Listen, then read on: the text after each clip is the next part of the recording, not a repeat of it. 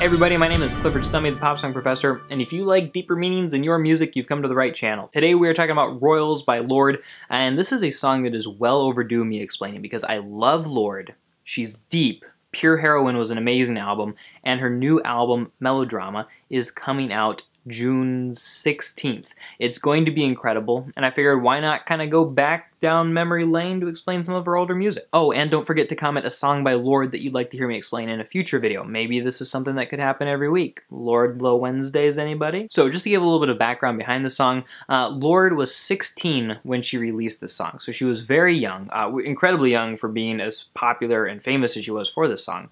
And the song is eventually about eschewing or not caring for a lifestyle full of riches and money and fame for being successful. But the ironic part was that when she released this song, she became super popular, made a ton of money, and was able to access a lot of those things that she sang about not ever really wanting to be able to access. So it was definitely an ironic experience for her and for everybody else, but the song still is interesting, and I think you guys are going to like what it's about. In verse 1, she tells us that she's never seen a diamond in the flesh.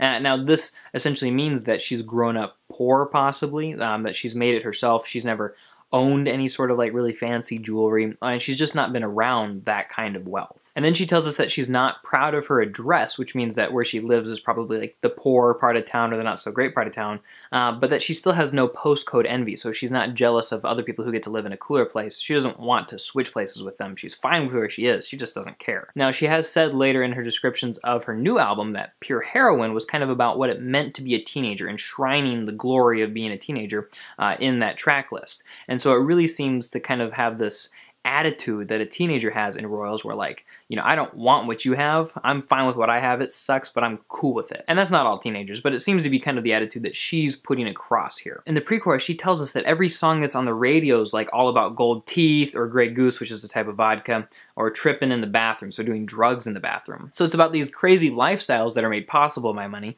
but she still doesn't care. She says, we don't care, but admits that she and her friends are still driving Cadillacs in their dreams, despite the rest of the world living in such wealth. And she goes crazy and starts listing jet planes, islands, tigers on a gold leash, things that even many pop stars don't, you know, spend money on. And she tells them, we don't care. We aren't caught up in your love affair. So we're not obsessed with money and wealth and this show of wealth like you are. We're happy just doing our thing. In the chorus, she says, and we'll never be royals. We don't want that kind of wealth or that kind of power. We just want to be who we are. It doesn't run in our blood. That kind of lux or luxury just ain't for us. And when she says they crave a different kind of buzz, she is punning off the fact that she's about to call herself Queen Bee, which is not a reference to Beyonce, but is actually a reference to the queen bee of a hive. And so she's got like her friends around her and they have this community. And if you watch the music videos for Pure Heroine, there is one where you kind of see her as the queen of this cult of teenagers that lives in sort of this like post-apocalyptic like garbage heap, essentially, where they kind of have their own court and everything. And so you kind of see that queen bee metaphor pulled there. But she says, let me be your ruler. You can call me queen bee. Let me live that fantasy. And so she's getting what she wants out of the relationship she has with her peers and how they look up to her, or how she has power in that environment or culture. Or maybe she's just pretending to be royal. So maybe royals is about this tension between two ideas of wealth. One, that we don't want it, and two, we're still pretending like we have it. So we have this temptation that we're sometimes falling prey to. Verse 2 shows us that she has made some money, even if she's not super wealthy. My friends and I, we've cracked the code. We count our dollars on the train to the party. So they're not counting their 20s, but they are counting their dollars to make sure that they have enough. But they are going to a party, right?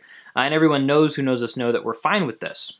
We don't have a ton of money. We didn't come from money. So there's not this old school inheritances they're getting from dead grandpas and grandmas who are leaving them millions of dollars. So Royals by Lorde is essentially just about not needing that money, not caring about it, not wanting it, kind of being tempted by it, or kind of being tempted by a feeling in a different way, wanting something else, wanting that power and that affluence in a different kind of society, a society that her fellow peers, her fellow teenage peers, will respect. Honestly, that's the more confusing part of it. We know that it's very obvious that she doesn't care about your money, and she'd just rather hang out with her friends. Alright guys, thanks so much for watching this video explanation of Royals by Lorde.